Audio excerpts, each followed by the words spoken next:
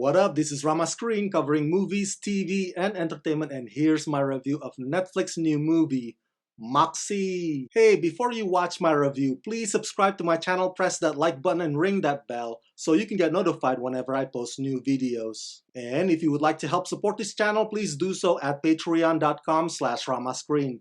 That's patreon.com/ramascreen. Let's rock this. Okay, trigger warning. I'm not kidding. Heads up, especially for those of you who are easily triggered by woke culture. Cause if you are, then Moxie is probably not for you. The woke level in this film is through the roof. Probably more than what some people can handle. Now, with that said, I'd still recommend this film, and if you stick it out through the end, you'll eventually understand the perspective that this story is coming from. But you gotta power through all the feminist stuff leading up to that. And trust me, the feminism in Moxie comes at you 100 miles an hour, unapologetically strong. It will frequently press your buttons and put your thick skin to the test. Based on Jennifer Matthews' novel, written by Tamara Chesna and Dylan Meyer and directed by Amy Poehler,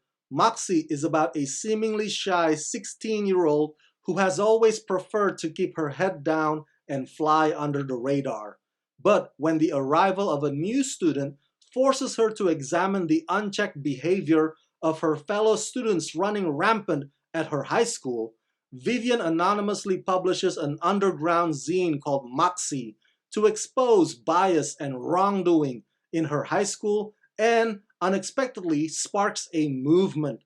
Now at the center of a revolution, Vivian begins to forge new friendships with other young women and allies, reaching across the divide of cliques and clubs as they learn to navigate the highs and lows of school together. This is a straight-up agenda movie. No ands, ifs, or buts about it. And when you make an agenda movie, you have to be at peace with the fact that you might run the risk of turning some audiences off. Because if it gets too preachy or if it seems like shoving it down your throat, no matter how good the intention may be, if you don't balance it delicately, there could be resistance against it. Fortunately, that is the way this movie addresses it actually, which is by showing you the whole spectrum, if you will. It introduces feminism and then takes you through the journey of feminism movement,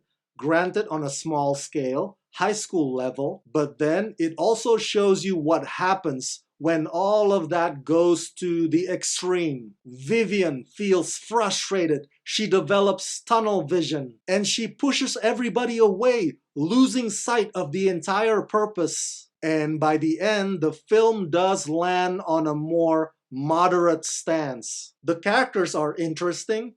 Two of the actors are actually stars of the recent reboot Saved by the Bell. And the script designates a male character who functions more or less as an ally. So if you're ever wondering how to be an ally, well, from now on, you can just look to him, Seth, for that perfect example. Arnold's son, Patrick Schwarzenegger, plays the villain, and I think he pulls it off quite well. Director Amy Poehler keeps it simple and basic. The whole thing is kind of like watching a John Hughes movie if a John Hughes movie had more to convey or more to say than just coming of age and romance. This movie is not for everybody. Audiences are gonna be divided over Moxie. Some will passionately love it and some will passionately hate it. But if you could watch it at least once, go do it. Because sometimes maybe we do need to feel uncomfortable. Maybe sometimes we do need to have feminism all up in our faces, and Moxie is not holding back one bit.